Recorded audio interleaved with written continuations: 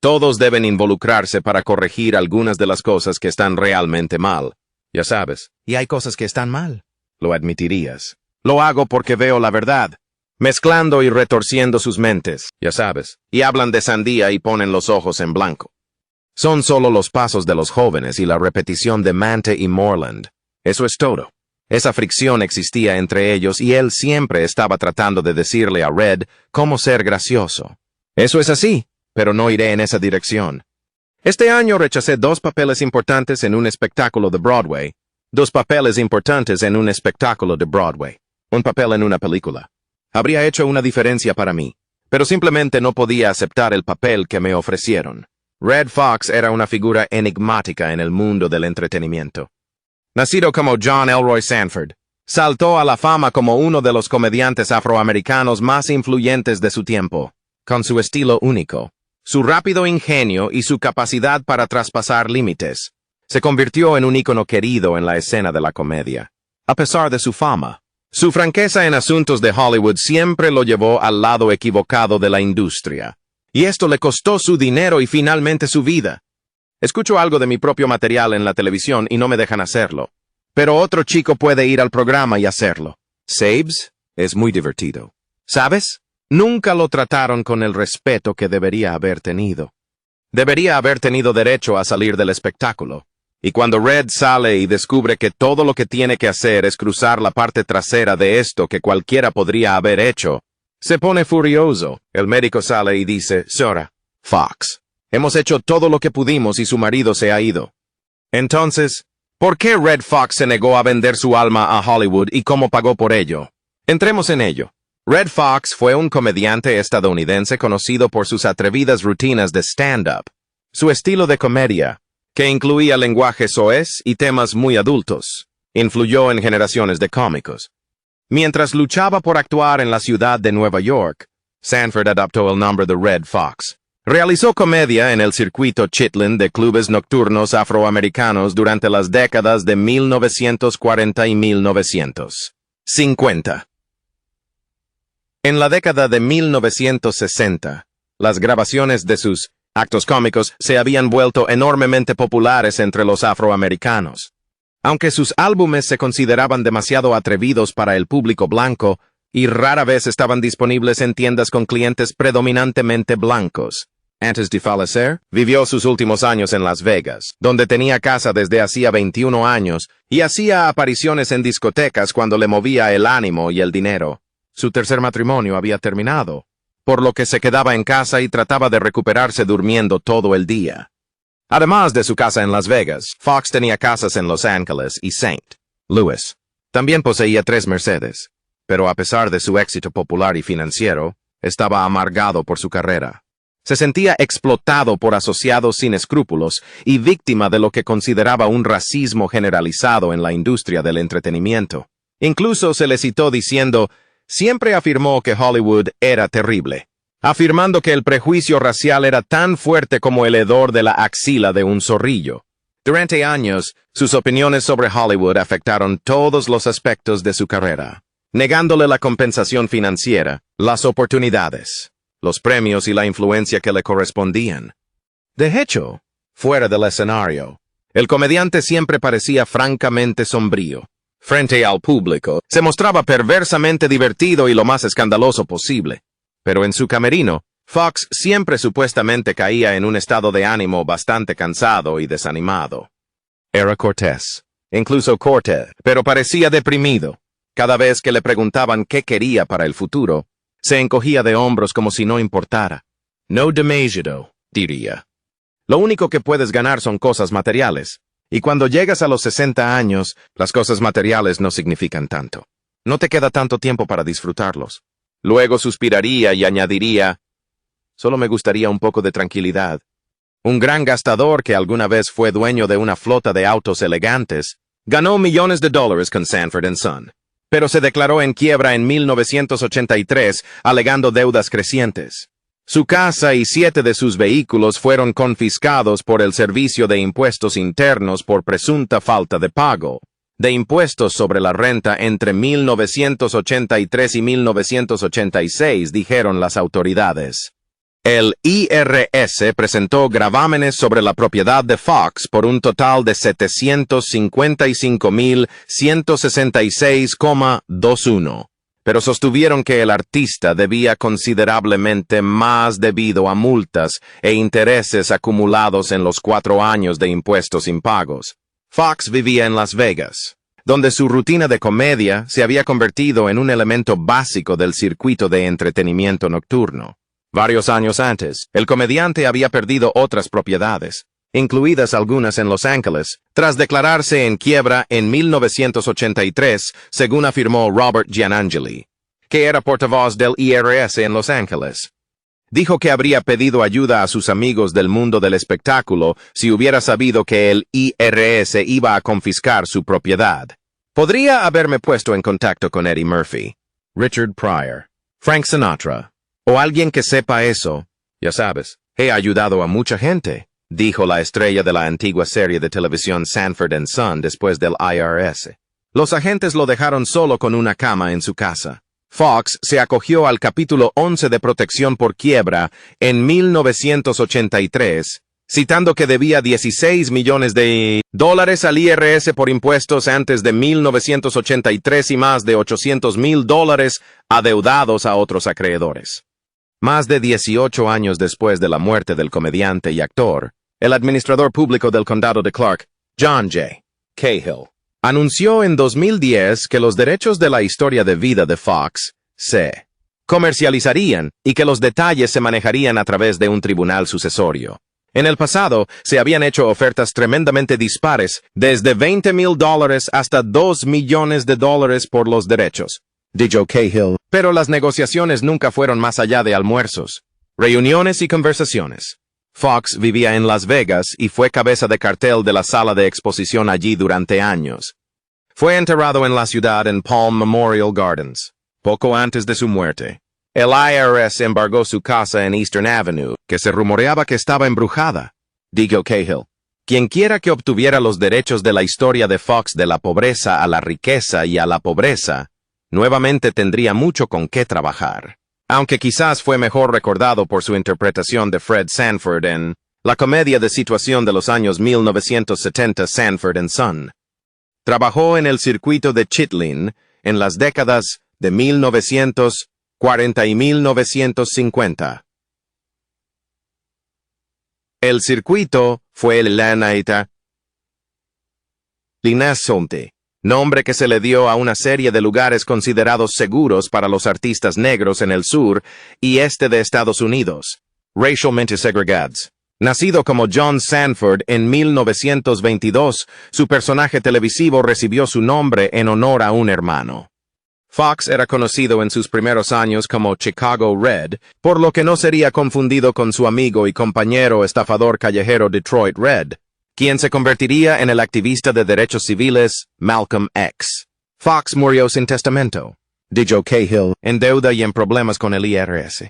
Incluso se informó que el comediante Eddie Murphy pagó el lujoso funeral de Fox. Todavía le debía al IRS 35 millones. Pero incluso si los derechos se vendieran por millones, no resolvería los problemas económicos del condado de Clark. Dijo: si un productor de cine paga $1 millón para contar la historia de Red, el condado recibirá alrededor de 21,150. Siempre hemos estado seguros de que el patrimonio posee los derechos de la historia de vida de Fox, afirmó. Pero ha habido preguntas y cierta confusión en el pasado. Cuando los compradores se sientan a la mesa, es importante que los derechos estén claros y disponibles. Cahill dijo que el objetivo es liquidar el patrimonio de Red, pagar todos los impuestos adeudados y conseguir dinero para sus herederos. Fox no tuvo hijos biológicos, pero adoptó a Debrecca Fox, la hija de Betty Jean Harris, quien fue la segunda de las 4 esposas de Fox. Debrecca fue alguna vez el administrador de la finca. También estuvo casado con Ka-Ho Cho durante los últimos 3 meses de su vida. Se cree que ella y Debrecca son los únicos herederos de Fox, dijo Cahill. Si bien es común que los administradores públicos de Nevada realicen subastas de propiedades, generalmente se anuncian en el periódico local y son asuntos silenciosos. Rara vez alguien tan famoso como Fox muere sin testamento, o se arruina por lo que no se requieren los servicios de alguien como Cahill. Pero el gravamen del IRS todavía estaba sobre el patrimonio de Fox en 2006, cuando un juez sucesorio relevó a Debreca Fox de sus funciones por razones no especificadas. El tribunal puso el patrimonio en dominio del administrador público. Cahill heredó el asunto cuando fue elegido en 2007. Estábamos pasando por cosas, y esto surgió, dijo. Me di cuenta de que no pasaba mucho y le pregunté a mi personal por qué seguía abierto. No mucho después, un comprador potencial y un actor de Hollywood no identificado se reunieron con Cahill y le hicieron una oferta de $20,000. Poco después, un tipo que hablaba rápido hizo una oferta de $2 millones. Ninguno de los dos despegó, pero se plantó una semilla. No teníamos idea de cómo vender los derechos cinematográficos, dijo Cahill, añadiendo en su comunicado que estaba contratando profesionales para comercializar el acuerdo. El acuerdo se subastará en la sala del tribunal. Los términos, condiciones, detalles y derechos estarán bloqueados, pero la oferta final de un postor calificado determinará quién gana. Si un acuerdo favorece al comprador y no al patrimonio, un postor más alto podría anularlo en los tribunales. En otras palabras, los derechos sobre la historia de vida de Fox están siendo tratados como bienes inmuebles. Escribe mucho sobre esto, dijo Cahill. Quiero que todos los productores de Hollywood leen sobre esto. Pero, ¿cómo terminó Red muriendo como un hombre arruinado cuando una vez fue una estrella en su popular programa de televisión llamado Sanford and Son? Bueno, fue uno de los primeros actores negros en ser excluidos de Hollywood por sus opiniones controvertidas. Una de sus controvertidas líneas de comedia en el programa decía Sanford, escucha, ¿por qué no arrestas a algunos conductores blancos? Official. Lo hago. Sanford. ¿Verdad? Bueno, ¿dónde están? Mira todos estos N aquí. Mira por aquí. Hay suficiente N aquí para hacer una película de Tarzán. A través de las risas y las risitas, muchos no se dieron cuenta de que Red Fox tomó un tema delicado y lo hizo cómico. ¿Cuál fue el tema más delicado? La palabra N. Apenas una década después de la muerte del gran Martin Luther King Jr., en el movimiento de derechos civiles, Fox abordó la única palabra que muchos encontraron altamente ofensiva. Algunos lo calificaron de atrevido, otros lo calificaron de falta de respeto. Cualquiera que fuera el caso, su estilo de contar las cosas como son permitió que su audiencia se uniera sobre un tema del que muchos no se atreverían a reírse en público. Como mencionó frecuentemente en su programa, no tiene miedo de darte uno en los labios. Esta falta de miedo a ser audaz trascendió a su vida real y a su trato con las opiniones del público sobre su elección de palabras. Nacido en la meollo de la cuestión de la ciudad de St. Louis, Missouri, en 1922 Sanford creció pobre en los tiempos racialmente cargados de los Estados Unidos. Las cosas que este niño solía ver con sus ojos durante este período alteraron su percepción de las bromas y la raza. Después de comenzar su vida como comediante a la temprana edad de 13 años, Red Fox finalmente encontró su voz. A la edad de 25 años, se había familiarizado con la franqueza en su acto cómico en el circuito de Chitlin. Si no fuera un niño, no habría tenido nada con qué jugar. El público estaba acostumbrado a escuchar comentarios como Fox que se burlaban de su educación. Fue aquí donde tuvo su primer comienzo su humor azul, siendo demasiado crudo para el público blanco. Los chistes lascivos de Sanford finalmente le valieron un lugar en el Ed Sullivan Show donde creció su fama. Luego, en 1972, le ofrecieron la oportunidad de tener su propia serie de televisión, Sanford and Son. Otro momento polémico en el programa fue cuando volvieron a decirlo y se negaron a transmitirlo. ¿Quieres darte prisa? Te mueves más lento que una mujer gorda en un jardín de cactus, descalzo y con los ojos vendados. Como es habitual, Fox no perdió el tiempo en hacer bromas en la apertura del episodio. Legal. Su hijo Lamont entró entonces furioso y le explicó a su padre que le habían dado una multa. A partir de ese momento, los escritores del programa analizaron los problemas raciales en cuestión, sabiendo que el público en casa podría identificarse. Puede recibir una multa si la luz es verde, usted es negro y el policía es blanco. Mientras Lamont decía esto con evidente enojo, Fred lo animó a pelear la multa con la respuesta: recibes una multa de un policía blanco con uniforme azul. En un vecindario negro, te enojas tanto. Ves rojo y no voy a luchar porque eres demasiado amarillo. ¿Qué eres ahora? ¿Un hombre o una caja de crayones? La mayoría de los chistes de este episodio giraban en torno a los colores y la ironía en su uso. Todos estos chistes se mantuvieron en el episodio transmitido. Pero cuando Fox pronunció la palabra N, la cadena se negó a ser parte de la controversia resultante y eliminó esa parte del programa. Al igual que el arquetipo del bufón de la corte, Fox no podía mentir sobre temas que consideraba importantes. Si el bufón de la corte intentara hacerlo, se atragantaría con la tarea o abandonaría. En este caso, lo mejor es que diga todo lo que se le ocurra tal como es. El arquetipo del bufón de la corte, que tiene dos caras, también generó comentarios críticos y busca descartar la sabiduría de los demás. El actor Peter Ustinov comentó una vez que la comedia era una forma divertida de ser serio, en un intento de seriedad por parte de Fox, que definitivamente generó críticas y controversias. Desestimó la sabiduría de los ejecutivos de la cadena sobre cómo se debe retratar su personaje. ¿Por qué bromear con temas de influencia racial? Eso era todo lo que Red Fox sabía de primera mano. Había encontrado lo que algunos definen como una manera suave de decir la verdad. Esta forma más suave de decir la verdad es lo que hizo que la revista Time clasificara a Sanford & Son como uno de los 100 mejores programas de televisión de todos los tiempos. Después de 5 años exitosos en el aire, Sanford & Son se retiraron de la televisión. Cuando el polvo se asentó en Fox, se había vuelto más que conocido por su humor y sentido de franqueza. Si bien Fox ahora es más conocido como la estrella de la popular serie de televisión Sanford & Son, su carrera televisiva comenzó tarde en su vida. Pero antes del debut de ese programa, en 1972 era mejor conocido como el decano de Blue Comics. Una generación antes de que comediantes negros más jóvenes como Richard Pryor comenzaran a romper tabúes sociales sobre mierda, raza y otros temas delicados. Se había hecho un nombre con el tipo de acto que no llevarías a ver a tu madre a menos que tenía una madre muy moderna. Antes del estrellato televisivo, Fox había actuado en clubes nocturnos durante 37 años y había grabado 54 discos de fiestas, o comedias habladas sin música, un género que, según dice, originó en 1956. Nadie esperaba que yo apareciera en la televisión porque tenía una reputación de fiesta.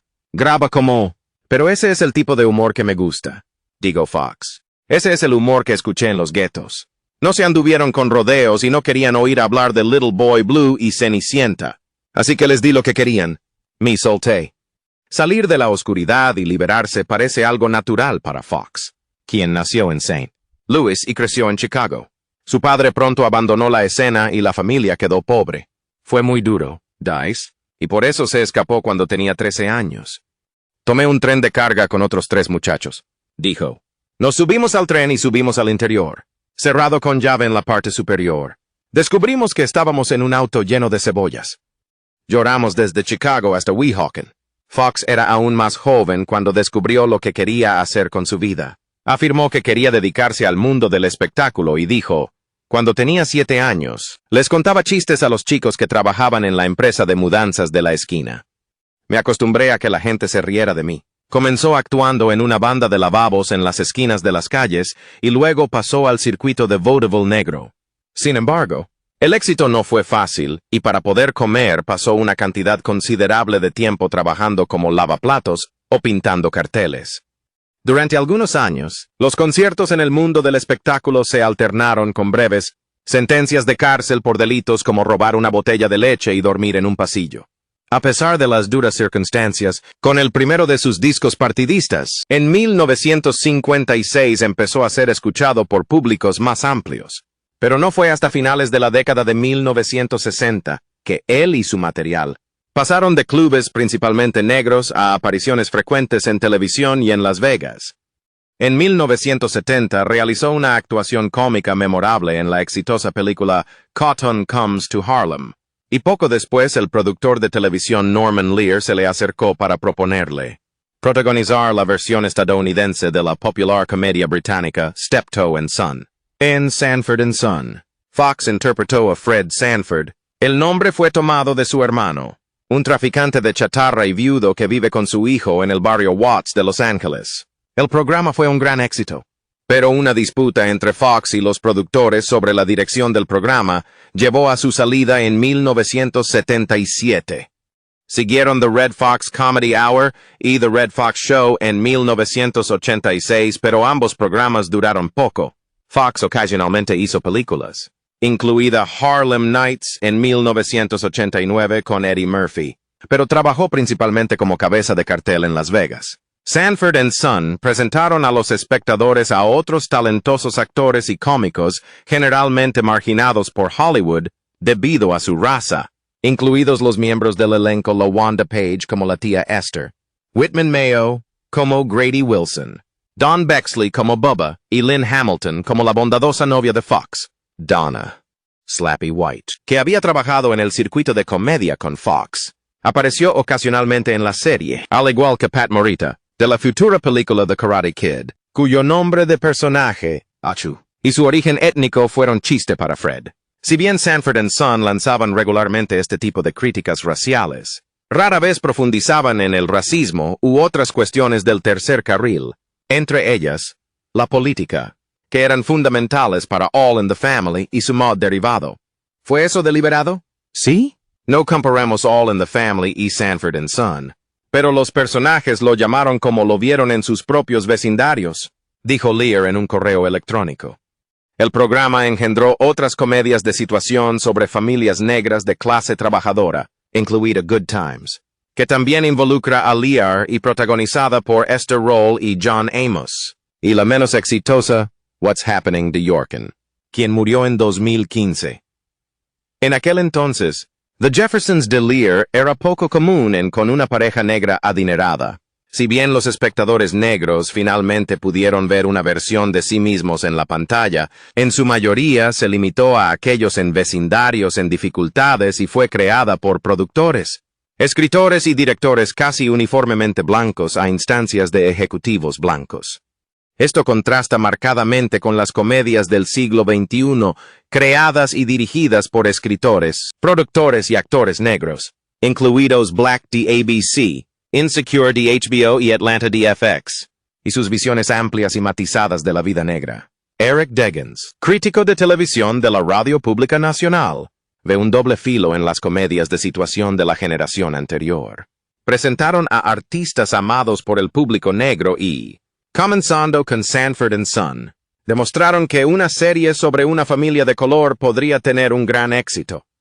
Las comedias también fueron honestas al representar algunos desafíos negros de la vida real, dijo Deggans, pero en última instancia se basaron en estereotipos raciales y se conformaron con las risas.